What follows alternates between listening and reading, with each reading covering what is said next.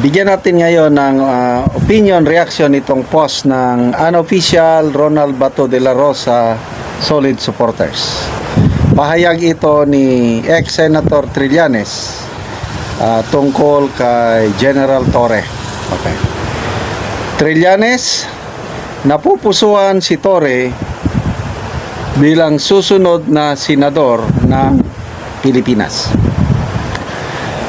Hindi naitago ni Antonio Trillanes IV ang kanyang paghanga kay PNP Chief General Nicolas de Torre III dahil umano sa pagkakaroon nito ng moral compass. Ayon kay Trillanes, maaaring maging senador si Torre dahil sa qualifications nito bilang isang alagad ng batas. So ito yung exact statement ni Antonio Trillanes, basahin ko.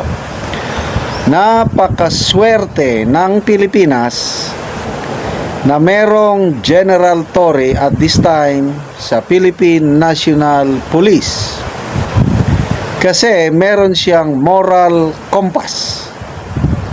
Alam niya yung tamang gawin. Alam niya yung duty sa kanyang bansa. May balls to back it up. You can imagine if you have a PNP chief turned senator in the person of General Torre. You need to have a General Torre in public service.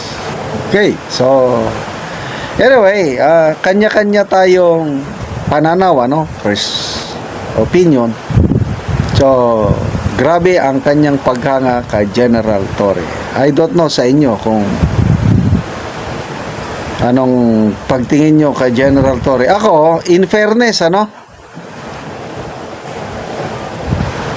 may balls nga si Torre. Hindi siya basta nasisindak. Yung Senate hearing, daming kumastigo sa kanya. Kaya lang, kalmado lang siya. And in fairness, bilib ako sa tibay ng kanyang loob. Very, rin siya, yung gusto niyang mangyari, alam niya kung paano may sakatuparan. Marunong siyang sumunod ng utos. Sabi nga ni Secretary John Vic Rimulya, para siyang pitbull o bulldog. Utosan mong aatake talaga. Agree ako doon. So marunong sumunod ng utos. Kaya lang, depende sa utos.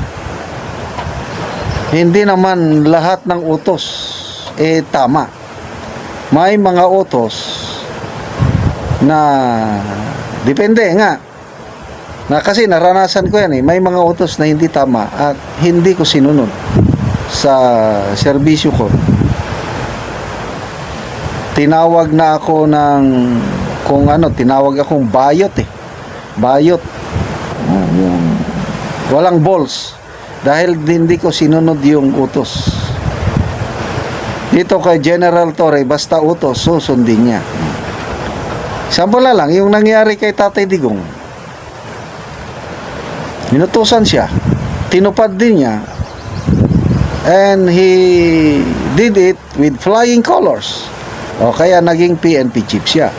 Kaya ang history will judge kung yung ginawa ba niyang pag-aresto kay Tatay Digong tama o mali. Kaya nga yung Senate Foreign Relations Committee ni Senator Amy, after conducting its investigation, sinampahan na siya ng kaso.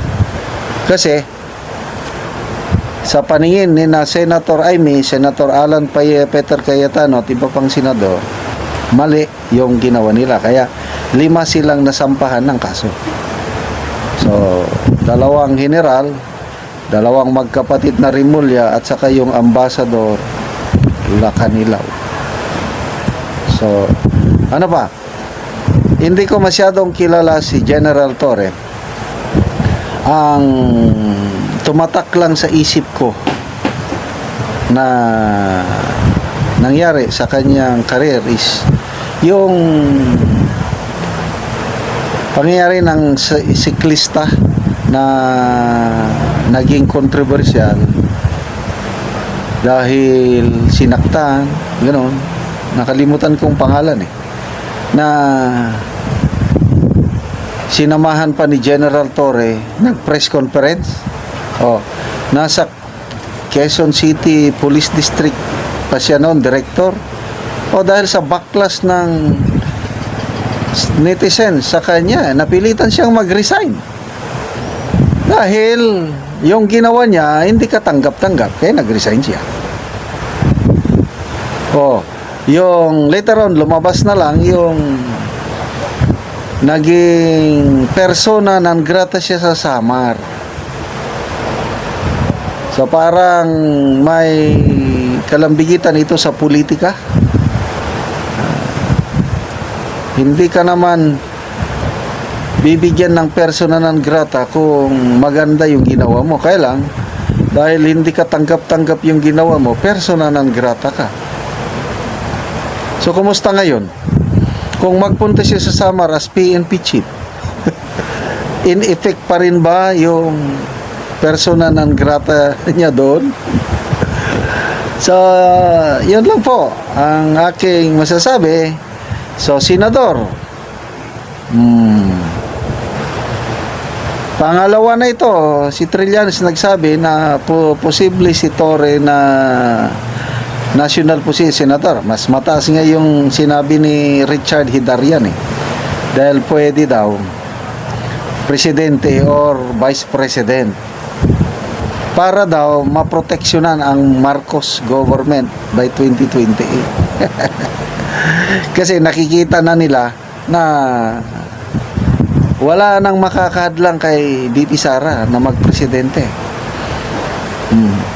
Yung pag-apply ni Secretary Remulla as ombudsman, sinasabi ng iba na preparation for 2028 beyond para maproteksyonan ang Marcos admin. Si Atty. Topacio, narinig ko, nagsabi niya. Anyway, good luck kay ex-Senator Trillanes and General Torre sa kanilang adikain. I don't know kung ganahan ba si General Torre tatakbo after his retirement. Ito, opinion lang ito ni Senator Trillanes.